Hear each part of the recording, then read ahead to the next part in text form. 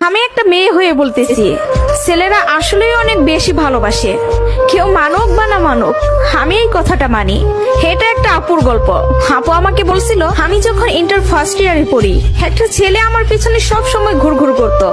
আমি যেখানেই যেতাম ও ঠিক আমার পিছনেই থাকতো। আমরা একই মহল্লাতে থাকতাম। সেই ছোটবেলা থেকে আমি ওকে দেখতেছি। একটু জেদি, তবে কোনো মিথ্যা নেই ওর ভিতরে। ফলচাতুরি এসব কিছুই বুঝে না, আর অনেক চাপা স্বভাবের একজন মানুষ। কষ্ট হলেও মুখ থেকে কোনো কথা বের করে না। ওই যে একটা কথা আছে না, বুক ফাটে তো মুখ ফোটে না। এমনকি আমি যখন ওকে দাঁড় করাই বলতাম, কিছু বলবেন, ও বলতো না কিছু না। একদিন আমিও ওকে প্রপোজ করলাম আর বললাম, আপনাকে দিয়ে কিছু হবে না, আমি সারাটা জীবন আপনার সাথে থাকতে চাই, আপনার বউ হতে চাই আমি। কখনো দূরে সরাই দিবেন না তো? জীবনে যা কিছুই হয়ে যাক, আপনি আমার পাশে থাকবেন, কখনো আমাকে একা ফেলে যাবেন না। যদি এই ওয়াদা করতে পারে তাহলে আমি রিলেশন করব। ও অনার্স ফার্স্ট ইয়ারে পড়ে। ও বলল, জীবনে যা কিছুই হয়ে যাক, আমি তোমাকে কখনো ছাড়বো না। আমাদের সম্পর্কের বয়সটা যখন 2 বছর, তখন আমার বাসায় বিয়ের প্রেসার দেওয়া শুরু হয়ে গেল। ফ্যামিলি দেখে ছেলে খুঁজতেছে, সরকারি চাকরিওয়ালা, বিসিএস ক্যাডার। এসবের মধ্যে আমি ওর কথা বলতে ভয় পেতাম, কারণ ও এখনো পড়ালেখা করতেছে। চাকরি তো দূরের কথা, চাকরি পাইতে তো অনেক সময় লাগবে, কিন্তু আমার ফ্যামিলি তো আমাকে সময় দিবে না।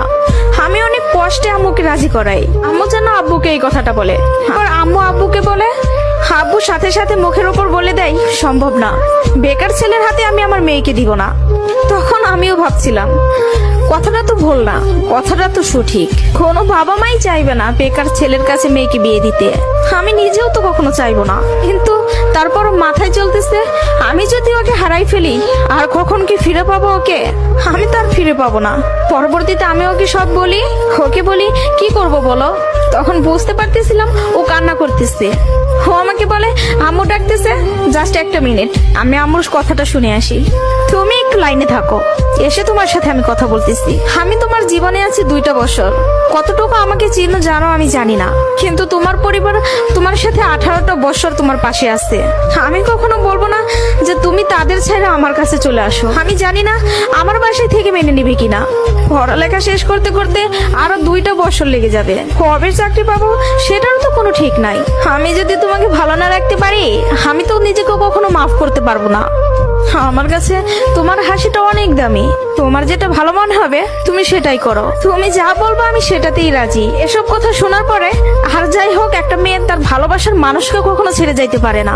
আমি তখন একটা জিনিসই ভাবতেছিলাম, জীবনটা তো ছোট, আর আমি আমার এই ভালোবাসার মানুষটাকে হারাই ফেললে আমি নিজেই সারা জীবন আফসোস করব। এরকম কোনো ছেলে আর আমাকে ভালোবাসতে পারবে না, আমি ওকে ছাড়তে পারবো না। আমি বাসায় আবারও বুঝাই, তারা বুঝে না। তারপর আমি বাসা থেকে বের হয়ে যাই। বাসা থেকে বের হয়ে ওকে ফোন দেই আর বলি, আমাকে নিয়ে যাও। ও তাড়াহুড়া করে বাড়ি থেকে চলে আসলো। আমি বললাম, আমি তোমাকে বিয়ে করব। ও আমাকে বলে, আমি বলছি না তোমাকে, তুমি যা বলবো আমি তাতেই রাজি আছি। তবে একটা কথা, আমার সাথে থেকে যদি 3 বেলার 1 বেলা খেয়ে থাকতে হয়, পারবা? তার জন্য আমি সবকিছু ছেড়ে আসলাম, তার জন্য আমি সবই করতে পারবো। বিয়ের পরে ওর বাসায় থেকে ফোন দেয়, বলে বাসায় আয়। তারপর ওর বাসায় থেকে মেনে নিল। তার কিছুদিন পর আমার বাসায় থেকেও মেনে নিল। ভালোবাসার জায়গা থেকে যদি বলি, প্রিয় মানুষটাকে নিজের করে পাওয়ার মধ্যে অন্যরকম একটা সুখ কাজ করে, যে সুখটা কখনোই টাকা দিয়ে কেনা যাবে না। আর যদি বলি প্রিয় মানুষটার কথা, আমি ভুল মানুষকে ভালোবাসি নাই, আমার মানুষটা সঠিক ছিল। সেই মানুষটা আমাকে বিন্দু পরিমাণে কষ্ট দেয় নাই। আমি সবসময় একটা কথা বলি, ভালোবাসা সুন্দর যদি মানুষটা সঠিক হয়।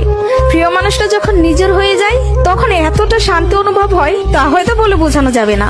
সুখে থাকতে, ভালো থাকতে টাকা পয়সার আমূল প্রয়োজন পড়ে না, যদি ভালোবাসার মানুষটা পাশে থাকে। কাউকে ধরলে হাতটা শক্ত করে ধরবেন, যেন দিন শেষে সব সময় আপনার পাশে থাকে। তো সবাই ভালো থাকবেন। ভিডিওটি ভালো লাগলে প্লিজ সবাই শেয়ার করবেন। আর